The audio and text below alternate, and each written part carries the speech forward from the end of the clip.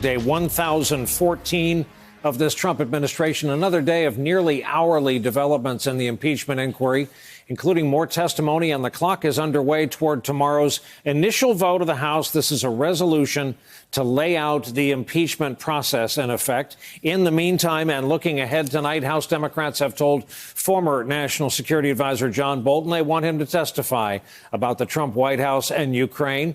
Tonight, Bolton's lawyer says he's not willing to appear voluntarily, but that he stands ready to accept a subpoena. Fiona Hill, who worked for Bolton, reportedly testified that he referred to the Ukraine pressure campaign as a, quote, drug deal, and spoke of Rudy Giuliani as a hand grenade who's going to blow everybody up. Well, tomorrow, congressional investigators will be hearing from another member of Bolton's national security team, a guy by the name of Tim Morrison. He listened in on that now infamous July 25 phone call with the president of Ukraine. Last week, Ambassador Bill Taylor testified that Morrison told him about this decision to block nearly $400 million in military aid that our Congress had approved to go to Ukraine until investigations were launched into the Bidens. Well, late this afternoon, there was a notable development when we learned that Mr. Morrison, on the eve of his testimony, is in fact quitting his job at the National Security Council. He'll be giving his closed-door deposition as the House resolution is brought up for consideration. This afternoon, the Rules Committee in the House voted to move that approved language forward to the House floor. When our founders drafted the Constitution more than 230 years ago, they included a process that could lead to removing a president from office if he or she abused their power. This Congress, with our existing authority under the Constitution and the rules of the House, is in the midst of an impeachment inquiry right now. I don't know whether President Trump will be impeached. Only the facts and how we respond to them will dictate that. But I can tell you this. This process determining whether he should be impeached will be open to the public view, just as it should be. Congressman McGovern of Massachusetts. Earlier today, two more witnesses testified to lawmakers about how outsiders appeared to be trying to influence this administration's policy on Ukraine.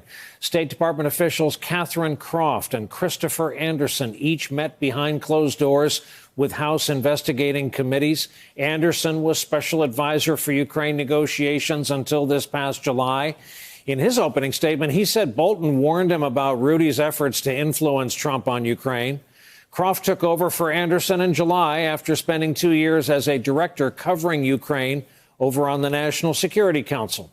This morning, she told lawmakers that lobbyist Robert Livingston, you may remember this man, longtime Republican congressman from Louisiana. He is the former House Speaker-elect during the time of President Clinton's impeachment, that he pushed to remove the one-time U.S. ambassador to Ukraine, Maria Yovanovitch, calling her, quote, an Obama holdover. We're also learning more about what Lieutenant Colonel Alexander Vindman told members of Congress during his testimony yesterday. NBC News reports he testified that a White House meeting between Trump and the president of Ukraine, as well as that military aid package, was contingent on Ukrainian officials carrying out multiple investigations.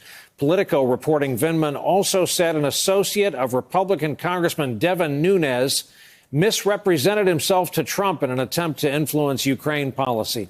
Some of the key aspects of the impeachment inquiry, specifically who knew about what, also emerged today during a Senate Foreign Relations Committee hearing. Under oath was this man, number 2 guy at the State Department under Pompeo, John Sullivan. He is hoping to be confirmed as the next U.S. ambassador to Russia. Do you think it's ever appropriate for the president to use his office to solicit investigations into a domestic political opponent? Soliciting investigations into a domestic political opponent, I don't think that would be in accord with our values. You were aware that there were individuals and forces outside of the State Department seeking to smear Ambassador Yovanovitch. Is that correct? I was. And did you know Mr. Giuliani was one of those people? I believed he was, yes. Were you aware that Rudy Giuliani had opened a second channel of diplomacy, if you want to call it that, a second channel of effort in Ukraine? As I said in response to questions from Senator Menendez, I was aware that Mr. Giuliani was involved in Ukraine issues. So that's about the way that went. And here for our leadoff discussion on a Wednesday night, Shannon Pettypiece, veteran journalist and senior White House reporter for NBC News Digital, Mika Oyang, attorney, former staffer for both House Intel and Armed Services Committees, and Andrew Desiderio, congressional reporter for Politico. Good evening. Welcome to you all. Andrew, I'd like to begin with you and your beat just to remind us, what does Bolton testimony get you? How big a fish is he considered in all of this, considering how much is already in there on the record?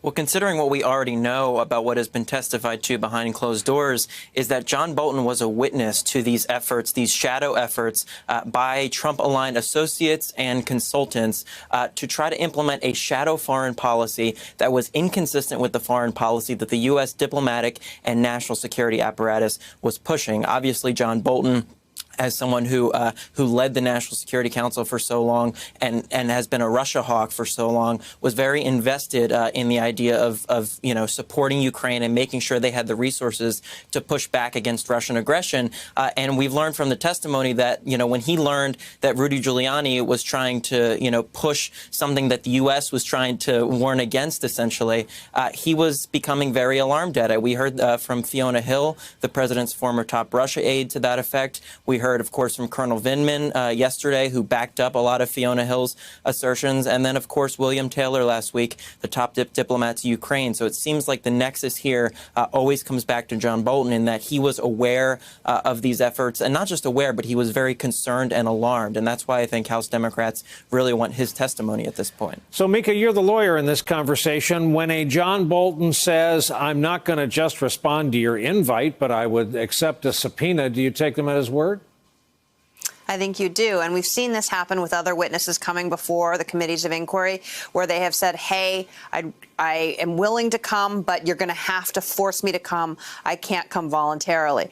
It's interesting because my understanding is that John Bolton shares an attorney with another witness that's been asked to come who has said, look, I have to go seek legal guidance because I need to find out whether or not the administration's attempts to bar me from appearing are legal or not. So they're not doing the outright obstruction that we saw coming out of the Trump White House, but they are not coming fully voluntarily the way that we have seen Ambassador Taylor and others come.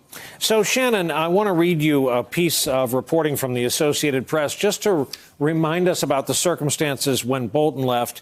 Morrison, this gentleman who's testifying tomorrow, told people after Bolton was forced out of his job that the national security advisor had tried to stop Giuliani's diplomatic dealings with Ukraine and that Morrison agreed. And Shannon, it's just more evidence that every day there's just more evidence. And it's these people from the inside. This will now make two people who heard the call happening contemporaneously.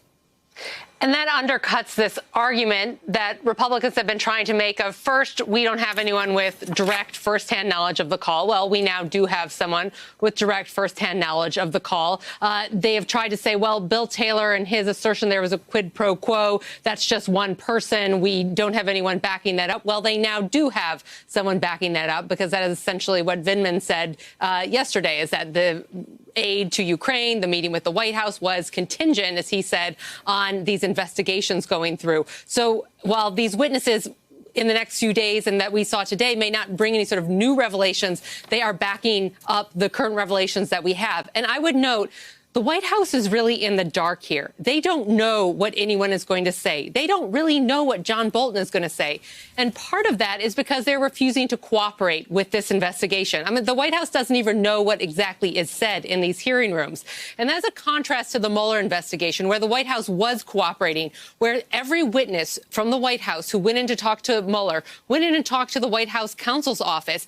The lawyers between those witnesses and the White House counsel's office were coordinating, were discussing. They had a clear picture of what was going on. Because the White House is not cooperating in this, they do not have a lawyer in the hearing room, and the White House lawyers cannot exchange any information at all with the witnesses who are going forward. Shannon, what an excellent point. And going into another day tomorrow, they again don't know exactly what it is we'll be reporting on 24 hours from now. Hey, Andrew, since we've been on the air, 3 other guests on this broadcast, Carol Leonnig, Tom Hamburger, and Greg Miller over at the Washington Post have broken this. Here's the headline. White House lawyer moved transcript of Trump call to classified server. Where have we heard that expression before? After Ukraine advisor raised alarms. So we all know the broad outlines of this story. Mr. Lieutenant Colonel Vindman testified yesterday. He hears the president on the phone with the president of Ukraine. And in places later replaced by ellipses, 3 dots, he hears the president talking about things that weren't reflected on the transcript or the summary that we saw. This now alleges that the lawyer at the NSC is the one who made the call to put it in a more secure place. Does this, by your reading, Andrew, imply any guilt or innocence or any conclusion? Well, my first thought is that it corroborates the whistleblower's complaint even further. You'll recall that the third most central point that the whistleblower complaint was making was that there was an effort to shield the contents of the president's conversation with President Zelensky by putting it onto a classified server that usually these transcripts do not go on. And yesterday, of course, we learned late last night, rather, after Vindman testified for more than 10 hours behind closed doors, that he was trying to sort of get a more correct version of the transcript out there in terms of the one that was released publicly, including adding references to Burisma, of course, the Ukrainian energy company where Hunter Biden served on the board of. And he was trying to essentially make it more accurate so that the public could get an accurate reading of it. But he was essentially, he was voted down in that respect. And it all comes back to that whistleblower complaint, though, and the extent to which it's being corroborated behind closed doors. And that's my first thought hearing this Washington Post story tonight. So, Mika, by dint of your experience in the House of Representatives, you know that in normal times, if it's a foot race between molasses and the House calendar, molasses wins walking away. However, all of this has been fast-tracked. Having said that, do you have any idea, just a viewer's guide, as to timing? Start with when we'll see the first public hearings, perhaps. So it's not clear when we'll see the first public hearings, but now that they have this resolution that'll come forward, which will allow Chairman Schiff to set public hearings, we now have a process going forward that will be more transparent so the American people can see what these witnesses have said behind closed doors. Chairman Schiff had said earlier that he would make statements and witness evidence public once it no longer compromised the inquiry itself. And what, as Shannon pointed out, since the White House doesn't know what's happening, they can't put pressure on witnesses to try and conform to a particular story. They go in and what they say is black box so that they can then check it against other witnesses. We'll see all that come out. But again, the House has made very clear they want this done before the end of the year, and nothing motivates members of Congress to get something done than leaving for the holidays. Absolutely. Don't get between them and National Airport. It'll be at your peril. Shannon, a point you started to make, and I want to finish on it, and that is the art of distraction, the shiny object.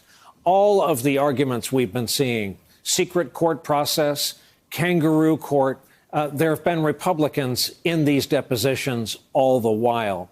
Aren't the Republicans about to lose all those talking points when all of this gets televised on this network and others? And more than that, we get to read all these depositions with secrets redacted for national security.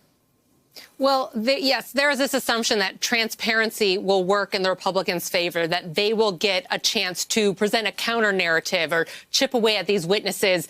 They kind of think back to the Blasey Ford testimony where they feel like they were able to turn the tables on that narrative against Kavanaugh once her testimony was actually public and Republicans were able to sort of dig in and go after her character. But that is assuming that the facts aren't on your side, assuming that the facts won't be on your side. And transparency could really come and get them. They don't know what these witnesses are going to say. They have an idea now that they've had some of these closed-door hearings to give them an idea of where this is going. But they might not necessarily want a television clip of some of the things that are going to be said in these hearings coming out forward. But that said, I think they will, if the talking points have to move from process to something else, they will shift those. And the president is staying on a message, like we saw with the Mueller investigation, of no quid pro quo, whether it is true or not, whether it is contradicted.